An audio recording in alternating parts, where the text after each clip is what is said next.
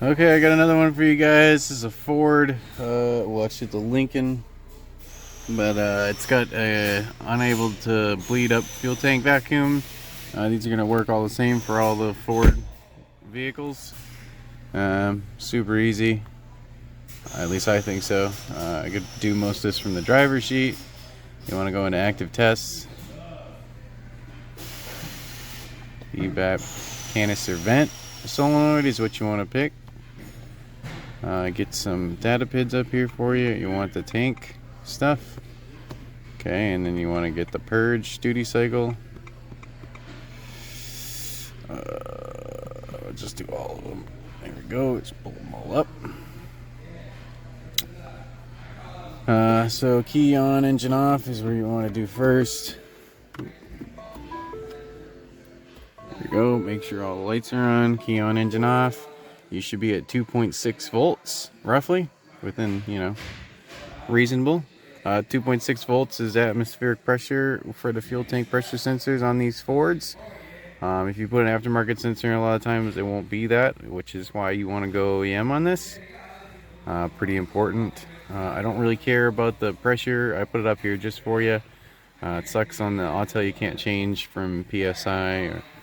Right now it's in pascals, but yeah.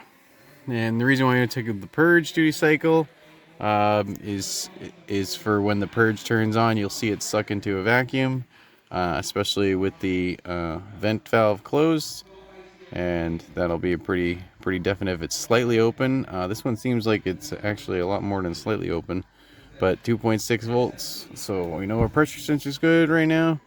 We're gonna turn the engine on. Purge is at 0 duty cycle, and we'll start to be pulling. We'll close the vent valve before the purge turns on. Says my test is not supported. Why are you doing this to me? Blah blah. It is not working. Alright, I backed out. I'm gonna try it again. Turn the vent valve on. Hey, look at it's on. Fantastic. So now I'm gonna start the car. Purge should be at 0%, and as you can see, this voltage is going down quite a bit with the purge at 0%.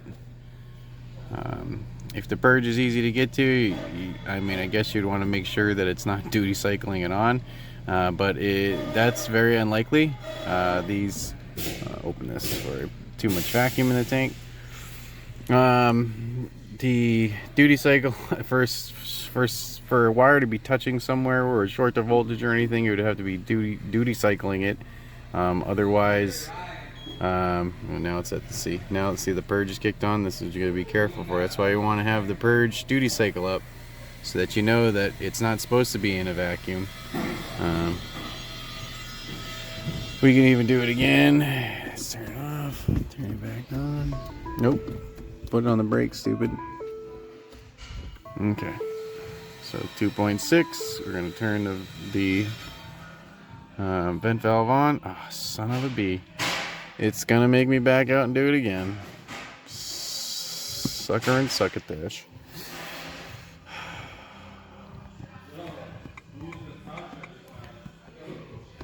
Alright.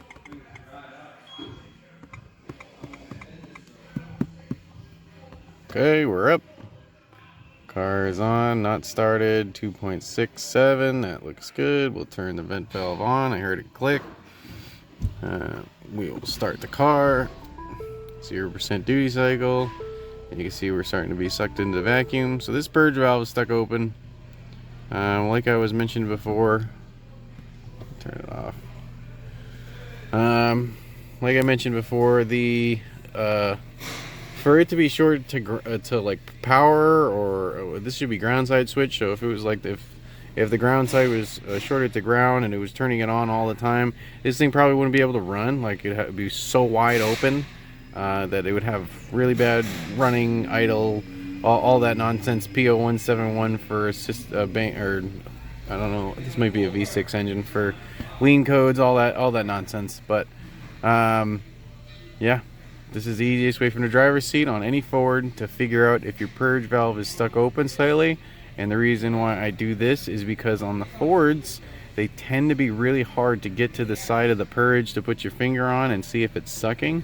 And the Chevy's really easy. You just take off the line real gingerly. You don't want to disturb it to fix it temporarily, and then see if there's a suction on it.